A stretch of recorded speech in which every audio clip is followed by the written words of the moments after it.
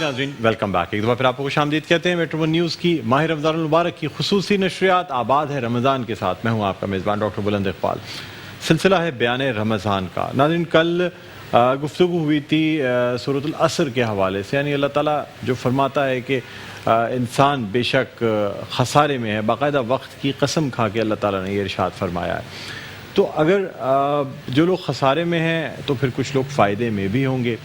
اب یہ فائدہ یا نفع دراصل کیا ہوتا ہے؟ یعنی کیا وہ چیز ہے جس کو انسان کامیابی سمجھے کہ وہ کامیاب ہو گیا؟ آیا وہ دنیا کی کامیابی ہے، وہ آخرت کی کامیابی ہے، وہ دین میں کامیابی ہے، اپنے خاندان میں کامیابی ہے؟ کون سی کامیابی اصل میں کامیابی ہے؟ یا کہیں ایسا تو نہیں ہے کہ ہم جس چیز کو کامیابی سمجھتے ہیں وہ محض ٹیمپریری یا عارضی کامیابی ضرور ہو، لیکن شاید وہ ہمیں کسی ابدی ناکامی کی طرف لے کر جا رہی ہو.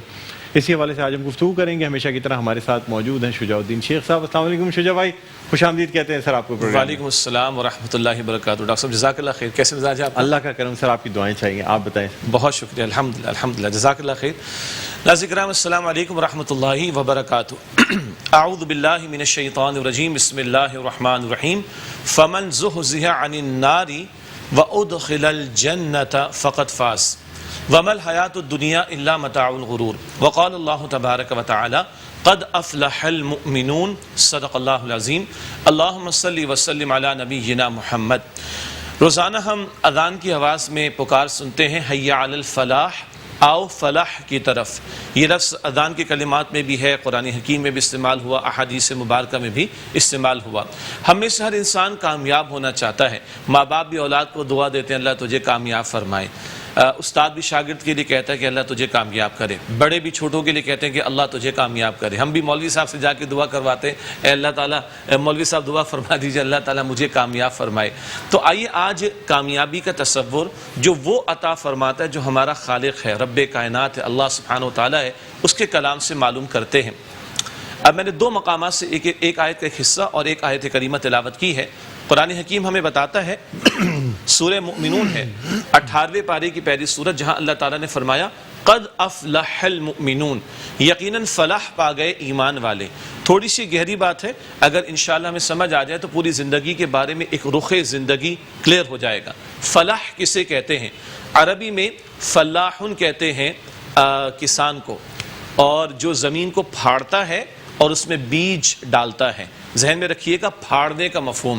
فلاحن عربی میں کہتے ہیں کسان کو جو زمین کو پھاڑتا ہے اور اس میں بیج ڈالتا ہے.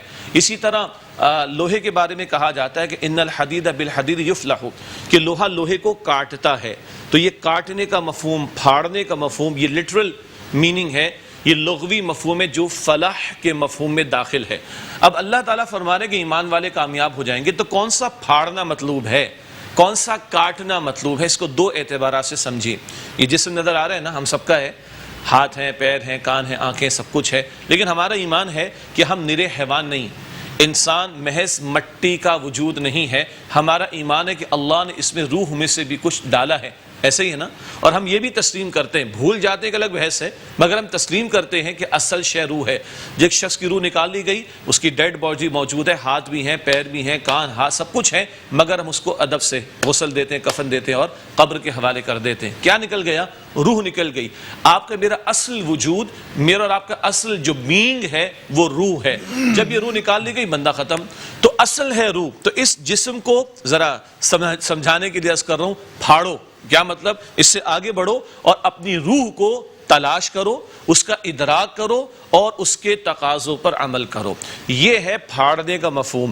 تو جو حیوانی زندگی بسر نہ کرے، روحانیت کی سطح پر زندگی بسر کرے، جو جانوروں کی طرح بے مقصد زندگی گزارے نہ، بلکہ رب کائنات نے جس مقصد کے لیے روح اس میں ڈالی، اس مقصد کو پورا کرتے ہوئے جو زندگی بسر کرے وہ اللہ کے ہاں کامیاب ہوگا. ایک تو یہ پھاڑنا کاٹنا ایک مفہوم، فلاح میں پھاڑنے کا مفہوم تصور موجود ہے، تو مفلحون فلاح پانے والے کامیاب ہوں گے. دوسرا پھاڑنا کیا ہے؟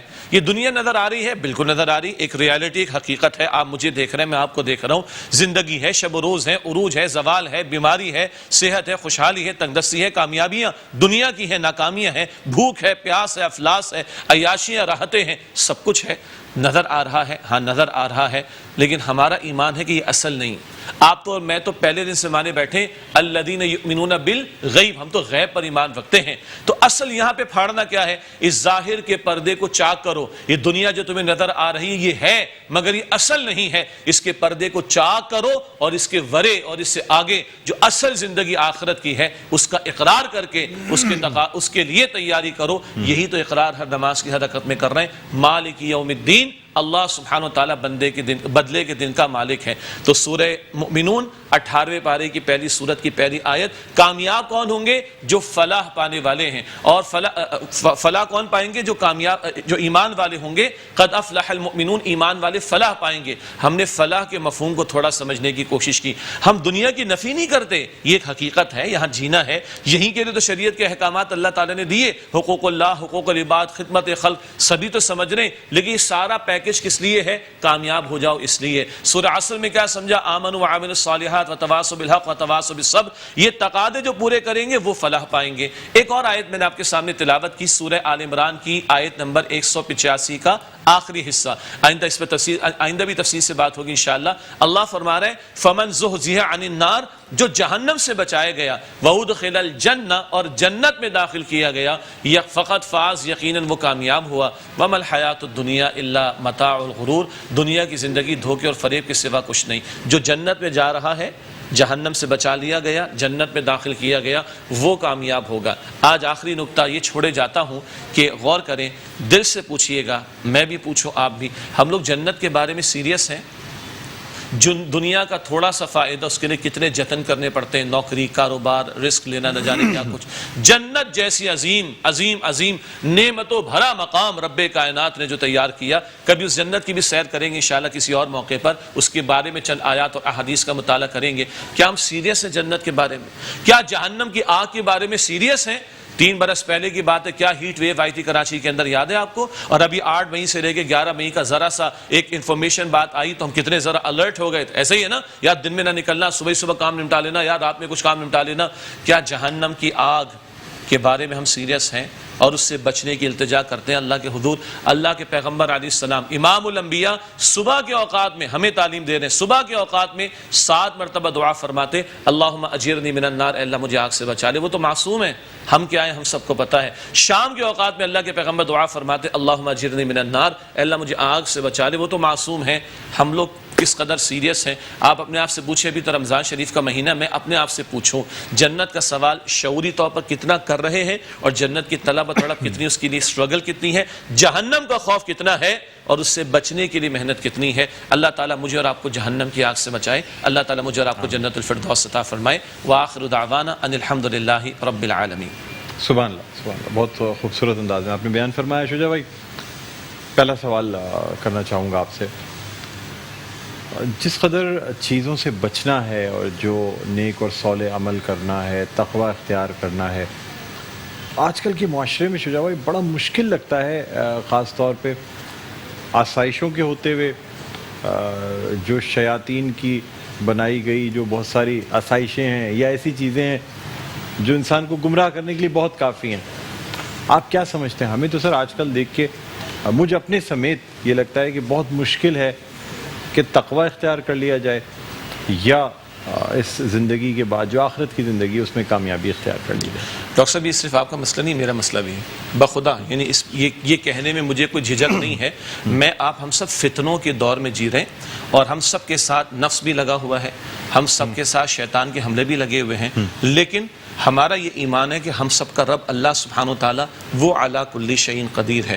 چنانچہ ایک بات تو یہ ہے کہ بندہ اللہ ہی سے مانگے. اچھا سورہ فاتحہ کی آپ ترتیب دیکھیں، اللہ خود ہی ہمیں سکھا رہا ہے کہ ایسے مانگو، ایاک نعبد وایاک نستعین. اللہ تیری عبادت کرتے ہیں، تجھ ہی سے مدد مانگتے ہیں. تو پتہ چلا کہ اپنی اس جو آپ نے ذکر کی نا کمزوری میری بھی، یہ پرابلم میرے ساتھ بھی ہے، میں بھی اسی معاشرے کا حصہ ہوں.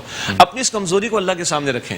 اللہ میں کمزور ہوں، تو کمزور نہیں ہے، تو مجھے بچا لے. اچھا اللہ جب بچانے پر آئے، اللہ اکبر کبیرہ، بی بی آسیہ کو دے، فرعون کی بیوی فرعون ظالم، جابر، سرکش، خدائی کا دعویٰ کرنے والا، اور وہ اللہ کی بندی موسیٰ علیہ السلام پر ایمان لے آئے. ٹھیک ہے، اور فرعون نے شہید کرایا ان کو، اور اللہ نے ان کو جنت کا محل دکھا دیا.